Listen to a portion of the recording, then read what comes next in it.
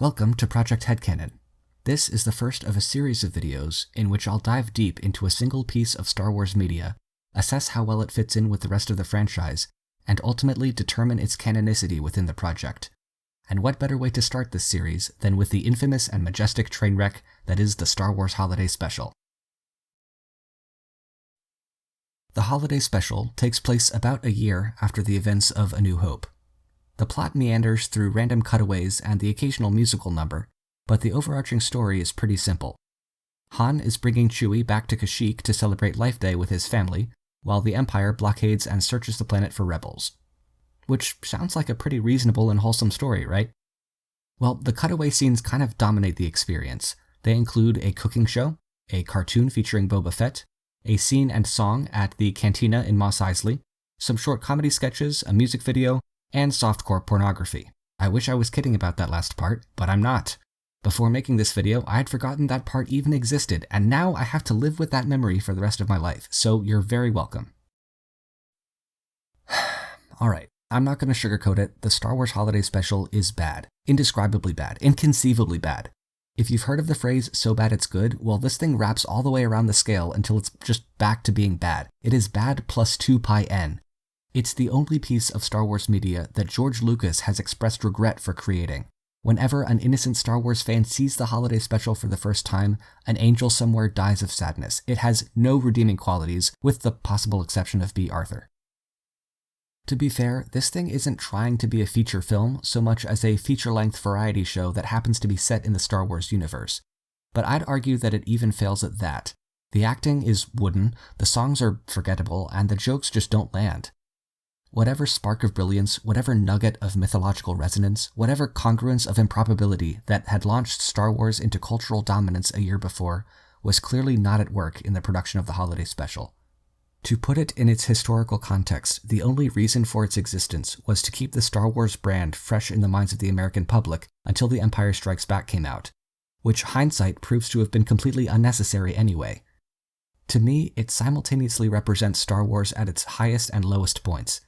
Its existence was only made possible by the first film's stunning success, but if not for the success of subsequent films, it would cast a much longer shadow over the franchise as a whole. I have been pretty harsh with my criticism so far, and it would be unfair not to acknowledge that there are a few fans out there who, somehow, enjoy the Holiday Special for what it is. Let me be very clear, there is absolutely nothing wrong with enjoying a piece of media that was created to be enjoyed, however much I or anyone else might hate it. However, I think that for most fans, what little appeal the Holiday Special does have comes from reasons outside of the work itself. Its significance to the franchise, a sense of nostalgia for the 1970s, as a rite of passage in the fandom, or just sheer morbid curiosity. For this project, though, those reasons have little to no weight when it comes to determining canonicity. Ultimately, when it comes to determining the Holiday Special's place in this project, it's a very easy decision. The Holiday Special is a weird, often unintentionally funny, not quite family-friendly time capsule from the 1970s, and it can keep being all of those things outside of Project HeadCanon.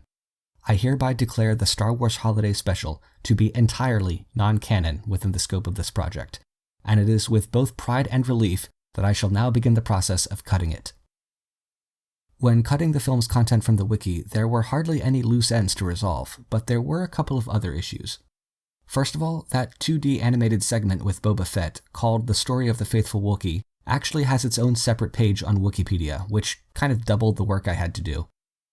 Second, a few of the patrons in the Mos Eisley Cantina scene appear or are referenced in other media to varying degrees, including A New Hope.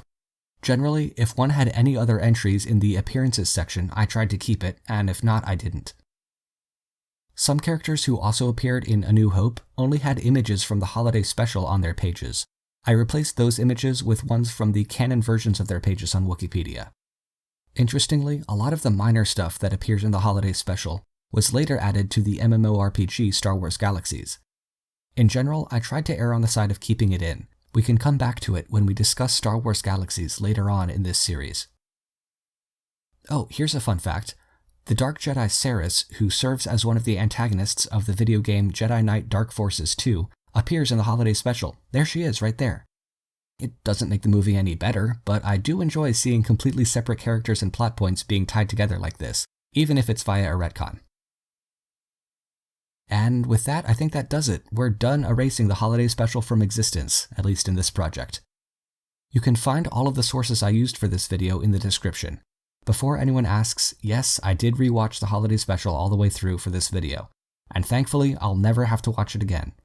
Hopefully the next video won't be as painful to make. Oh, wait, it's the Jedi Prince series.